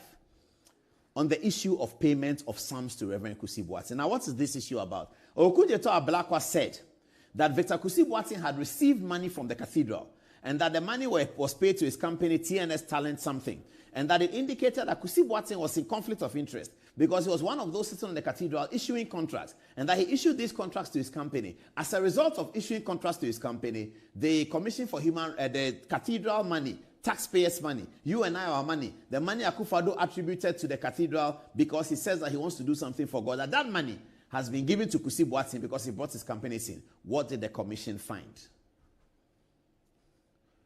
It is the contention of the complainant that acting as director of the JNS Talent Limited under his alias, Kwabena Edu Jemfi, and at the same time director of the National Cathedral under his other name, Reverend Kusi Boateng, The fourth respondent placed himself in a conflict of interest situation in respect of an alleged business transaction between the National Cathedral of Ghana, which resulted in the payment of 2.6 million to him.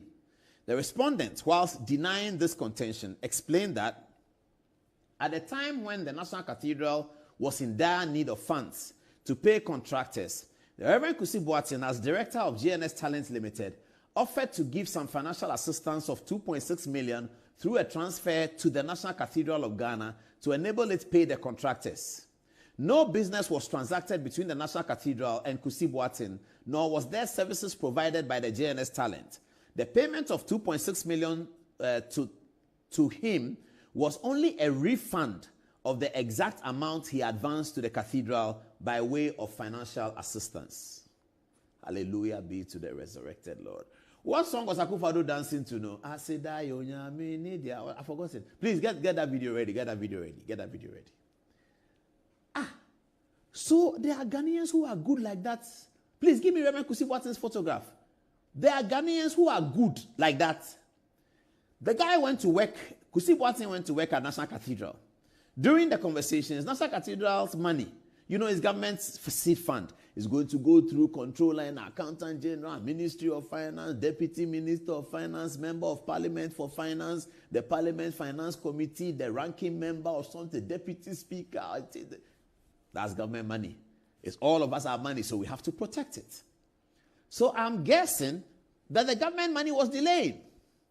Sitting on the council as Reverend Kusi Boateng, he wanted to find out why is this project that is going to, is good, is this darling project of all of us Christians, that we can mount a national cathedral that's dedicated to God and dedicated to presidential inaugurations. Why is this delaying? And they said, Charlie, we owe the contractors.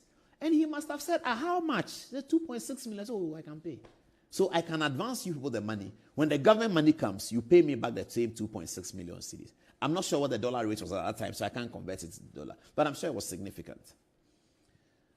So that's what happened.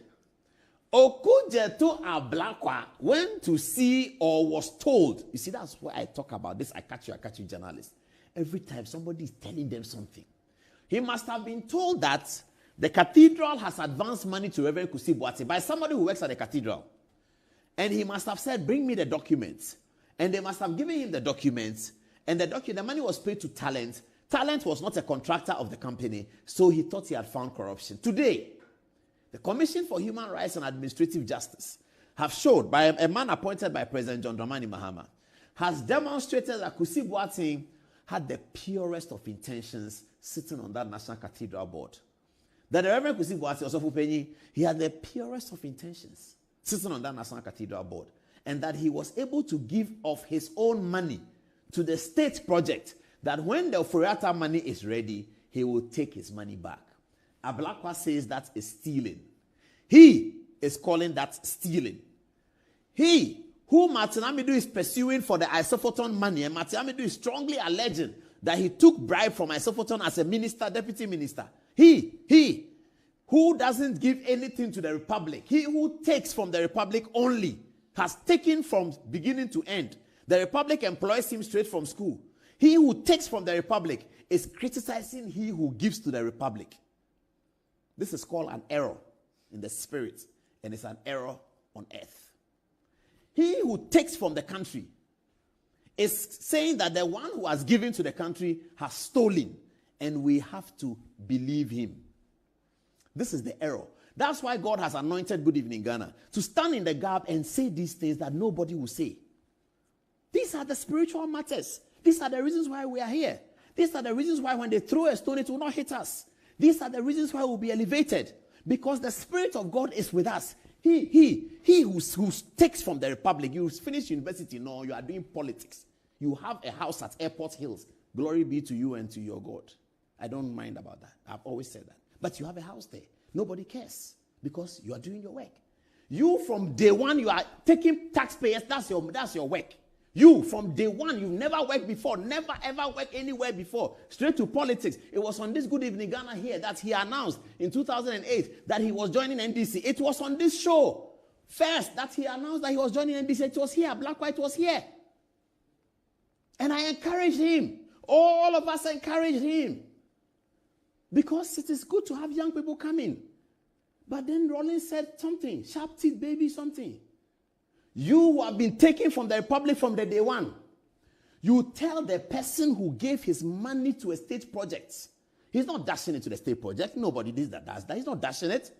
He gave his money to the state project so that they will be able to keep the project afloat until such time that Ofori-Atta's money will be ready. Because if they went to borrow that money from a bank, it will add to the project cost. Ofori-Atta would have had to cough more money to pay the bank. But thank God we had men of value. The Reverend Kwesi Boateng said, I'll pay and I'll take 2.6. I don't know what else to say anymore. I think I have to be wrapping up. Viewers, this country, oh, no. No. This country, no. You are taking from Ghana. He is giving to Ghana. Then you come and hold press conference that he's a thief. You are taking, you are collecting every money you have made has come from Ghana. Legitimate, salary, allowances, minister this, it's fine. But every money you have has come from Ghana. Ghana, your money, everything you have is taxpayer because minister. He gives to Ghana. Then you turn around and call him a thief. Commissioner for Human Rights and Administrative Justice, how are you? Do the work of God, don't do the work of the devil. One day, you go to heaven. Let me take text messages and wrap it up. What are people saying about this? And Reverend Kwesi Boateng, congratulations. Let me congratulate the Reverend Kwesi Boateng, your lawyers, your church, your legal team, your prayer warriors. I'm sure Reverend Kwesi Appiah and the team are very happy. I'm sure Chairman Wontumi is very happy. All of us are happy. And righteousness exalts a nation. But sin is a reproach to his people. Righteousness exalts a nation. But sin is a reproach to his people. Light will always shine over darkness. Show me the Akufo-Addo dance. I say da yo nyame ne dia.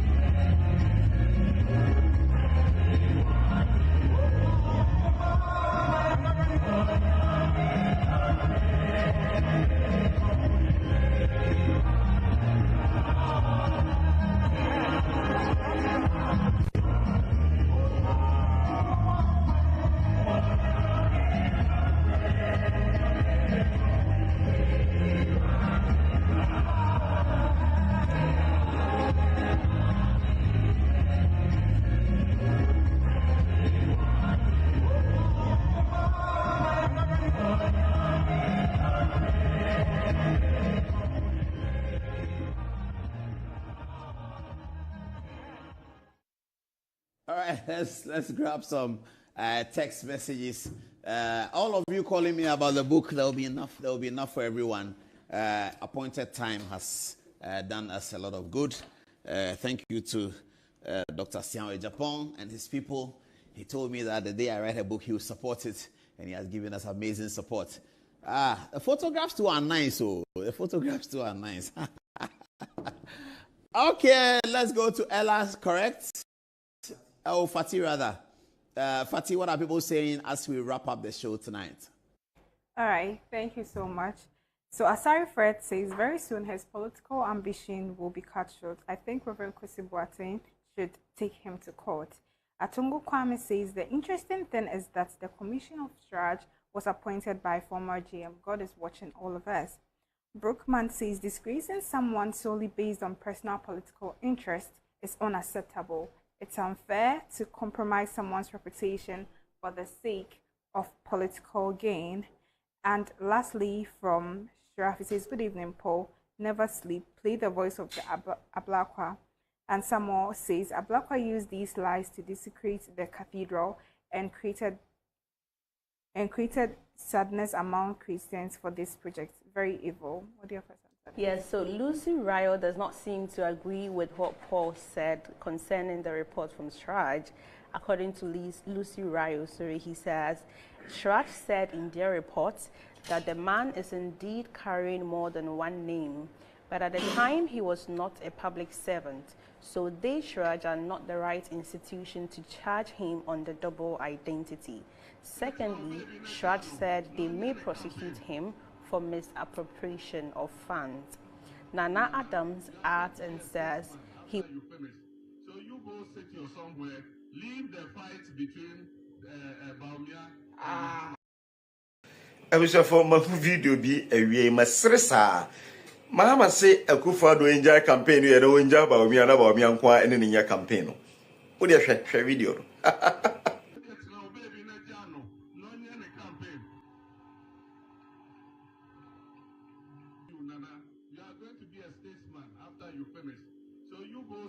Somewhere, leave the fight between Bawumia oh boy, oh yeah.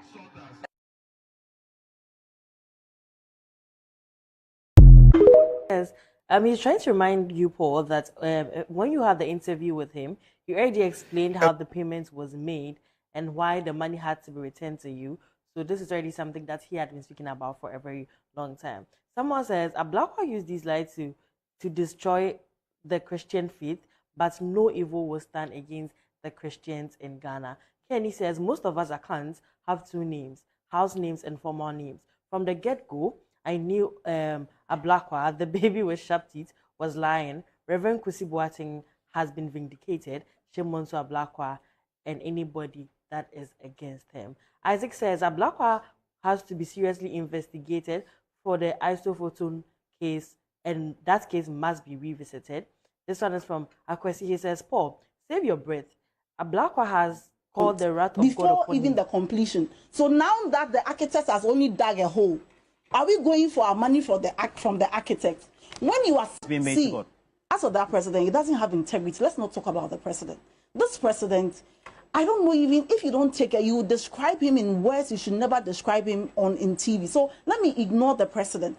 See, we are tired of governments don't do anything. I'm sitting here, ask this gentleman, what is the record? What's one regional hospital? One regional hospital in 16 regions have they built? Yesterday they inaugurated 4 hospitals. We covered it. Polyclinic also, those are the things. You've had access to in excess of 1 trillion. You are telling me your economy is 1 trillion. This government has borrowed 620 billion more. And look at the new mediocrity. Look at what Nanado is going to commission bridges and things. The new law is the MPP. Analysis that you draw into the Let's try to use 4 minutes so that we would finish it very soon.